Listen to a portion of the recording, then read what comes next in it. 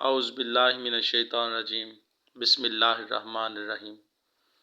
Golden light 93 में आप दोस्तों को अस्सलाम वालेकुम। एसिड प्रूफ कॉपर के दूसरे हिस्से के साथ आपकी खिदमत में हाज़िर हूँ। हमने नशादर के आयल में जो तांबा डाला था वो सारी रात पकने के बाद खुश्क हो गया।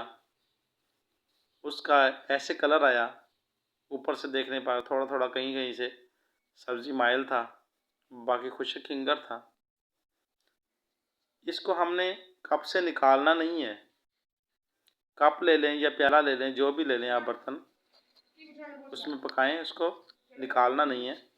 इसके मुंह पर ऐसे कोई ठीकरी सी देकर फिर इसको बंद कर देंगे। इसका सिर्फ मुंह थोड़ा गिलिक मत करना है, ज़्यादा बंद करने की ज़रूरत नहीं, ज़्यादा इसके लेप करने की ज़रूरत नहीं है। इसका सिर्फ मुंह बंद करना है ताकि इसमें राख वगैरह ना जाए। और इसको हम थोड़ी सी आग देंगे,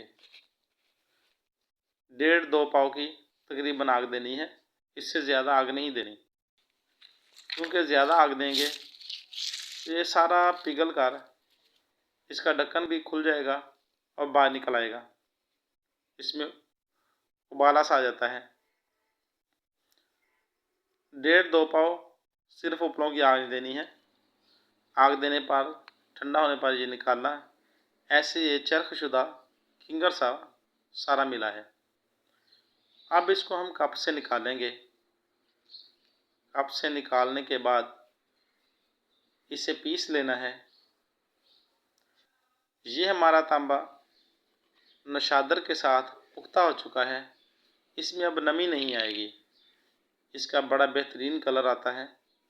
इसमें कुछ टुकड़ियाँ गोल्डन कलर की होती हैं, जो नीचे पेंदे में जमा होता है, उसमें मुकम्मल तौर पर गोल्ड की झलक होती है। ये हमारा तांबा गोल्ड के नज़दीक तरीन ही होता है। बस थोड़ी समझ की बात है, और वैसे भी कुछ कानूनी तकाज़े होते हैं जिनकी वजह से हम मुकम्मल तौर पर ये सारा कुछ सामने नहीं बना सकते। समझदारों के लिए इशारा ही काफ़ी होता है। अगर आप भाई समझदार होंगे तो ज़रूर बना लेंगे, वरना किसी उस्ताद की हेल्प ले लें। इसको हमने मुकम्मल तौर पर पीस कर पाउडर कर लेना है।